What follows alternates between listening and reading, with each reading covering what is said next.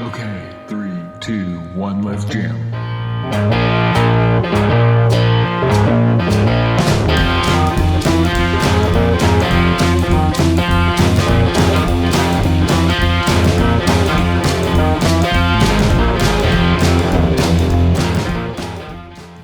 Mud flaps.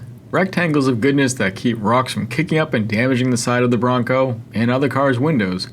We've had the Bronco going on 1 month now, and that's probably a month longer than I should have waited to get these installed. There are a handful of types of mud flaps available for the Bronco. I purchased these on Amazon, and they are what I would call a semi-rigid type.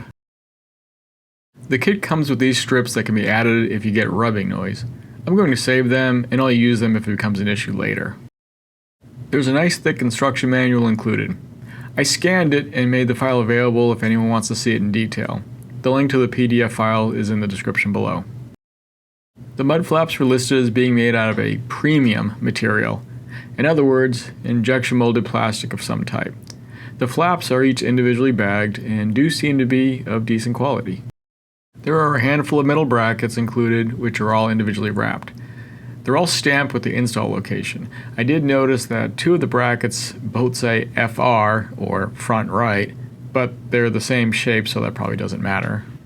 Everything being so well protected was a good thing, as the bag of fasteners was all torn up and they were bouncing all over the box.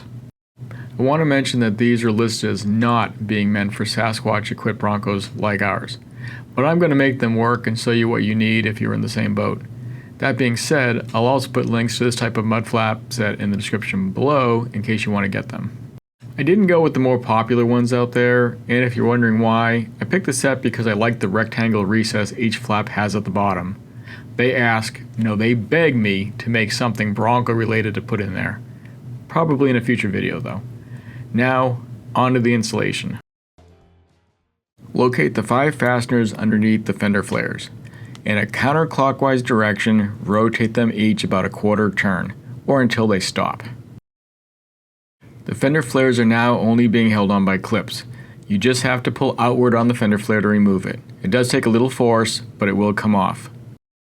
Take out the bottom 3 wheel well liner fasteners. Mine came out easy enough, but sometimes these things just spin in place, and you have to get something behind them like a flathead screwdriver or a panel pry tool. Add the included retainer clips onto the fender's upper 2 holes. Screw the bracket into those retainer clips with the included screws.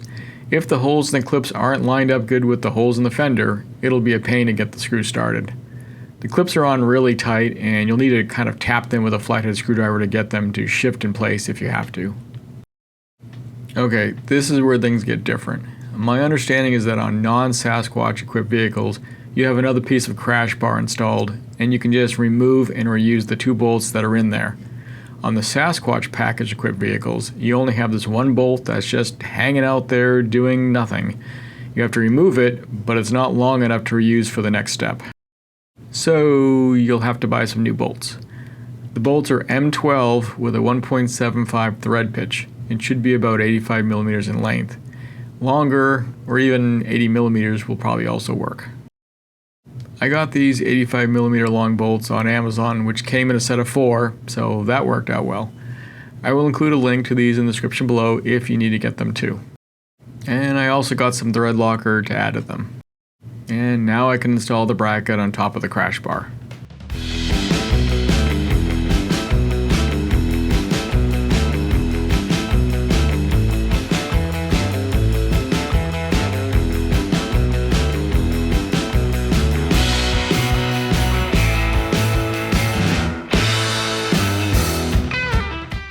The mud flaps then just sort of slide onto this bracket and are secured with 3 thumb screws.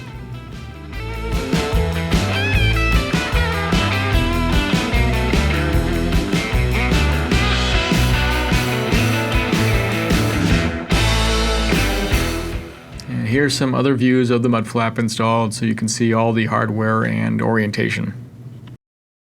All that was left to do was to snap the fender flare back in and then lock it down by turning those 5 fasteners clockwise. Here are some views of the finished front mud flap. And now it's time to install the rear mud flaps.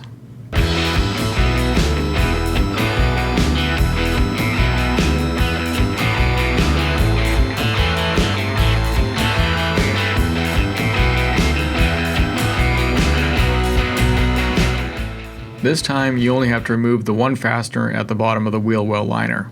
Of course, this one gave me trouble. Then the 10mm bolt right above it on the fender was removed, but will be reused in a moment. A retaining clip was added to the hole where that fastener came out. The bracket that was labeled RL, or rear left, was then screwed into the retaining clip with an included screw. The 10mm bolt that was previously removed went back in to finish off this bracket's installation. We're next headed under the Bronco to look at the underside of this area. I'm not going to pretend to know what this assembly is called, but the nuts have to be temporarily removed. Then the final bracket is inserted over the bolts and the nuts put back on. I don't know the torque specs on these, but given how easy I was able to loosen them, I'm not worried. I just put them back on tight enough and then cranked them down a little bit more for good measure. The mud flap then went on exactly like the front. It slid on the lower bracket and 3 thumb screws were inserted. If you noticed, I forgot the washers in this step, but went back later and put them on. And here's some other views so you can see the hardware with the mud flap installed. The rear fender flare went back on exactly the same as the front.